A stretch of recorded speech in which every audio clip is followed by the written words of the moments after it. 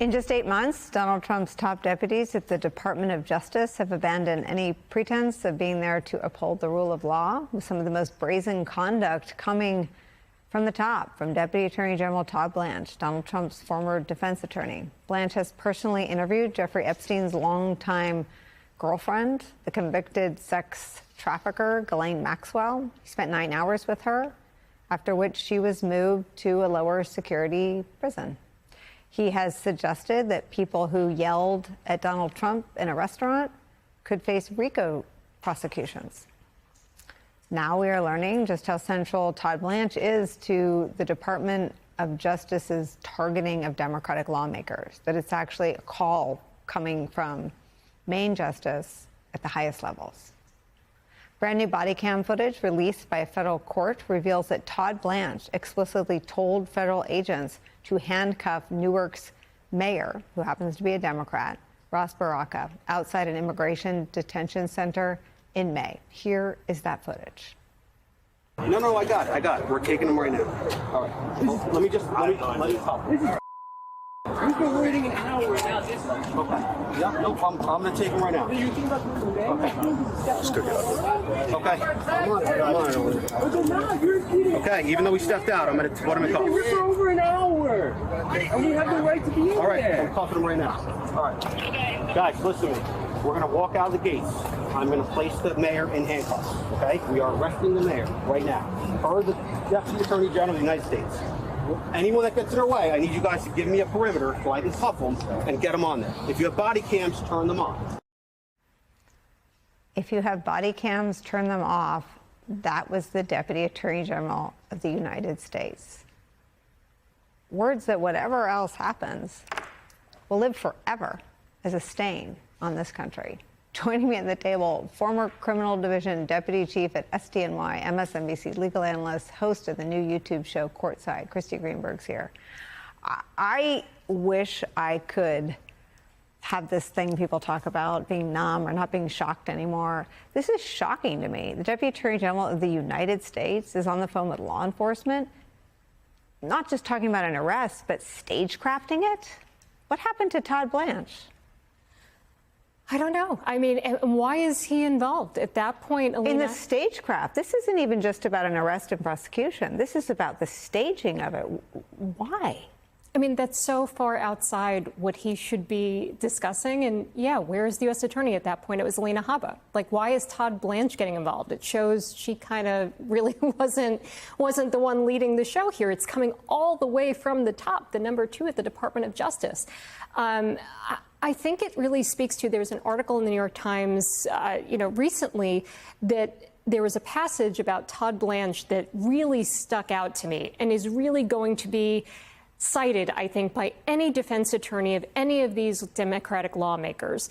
It talked about the fact that, according to the reporting, that Todd Blanche understands that Donald Trump still sees him as his personal attorney, and that he knows his client wanted revenge and not a legal lecture, and so he knew it would be futile to protest too much when Donald Trump is saying he wants people to go to jail.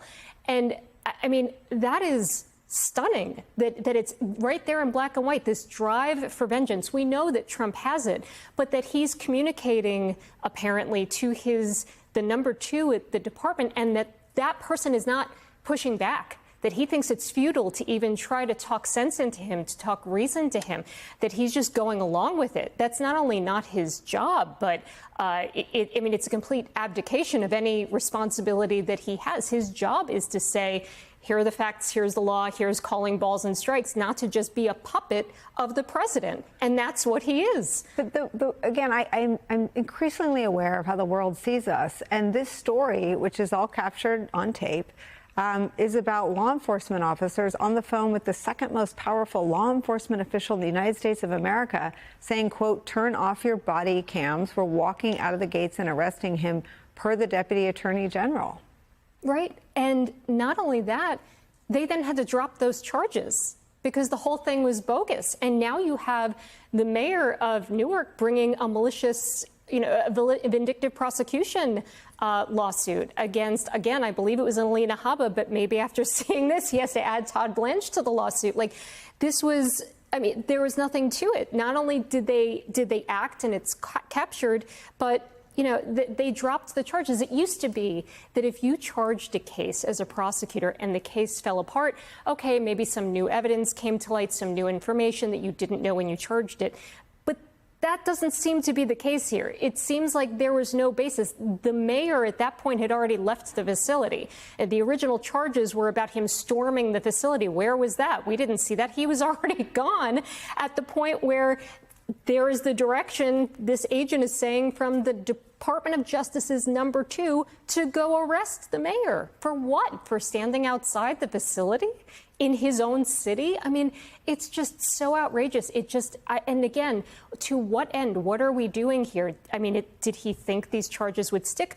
Or is it worse? He didn't care because this is all just to make Donald Trump happy that there's an appearance that people are acting tough. I don't know the answer to that question, but it begs all of those questions because none of this is normal. But what would make the Department of Justice even be the agency that a law enforcement agent at an ICE facility would perceive? Like, why wasn't that agent on the phone with Kristi Noem? What does it say about DOJ's oversight of ICE? Yeah, it says that there are people who are a lot more involved than they normally would be. These aren't the swim lanes. Like, so many of these law enforcement agencies, there is a pecking order, there is a hierarchy, and very rarely are you having direct communications with the number 1, number 2 people at the Department of Justice. I mean, it is extraordinary. And then you wonder, well, why are they so invested? Why are they so involved? To what end? What are they trying to accomplish? Again, we're talking about trespass charges. Like, this is not the crime of the century. Trespass when the guy had already left. The fact so he wasn't trespassing. I mean, they dropped it. So, the fact is they didn't feel they had a case there.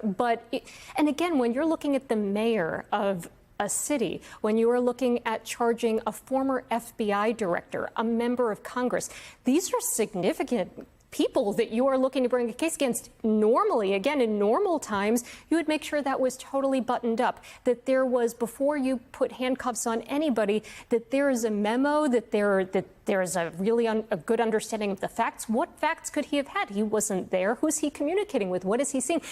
There's footage, turn off the body cam. Get rid of the evidence that would show what we're doing. It's outrageous.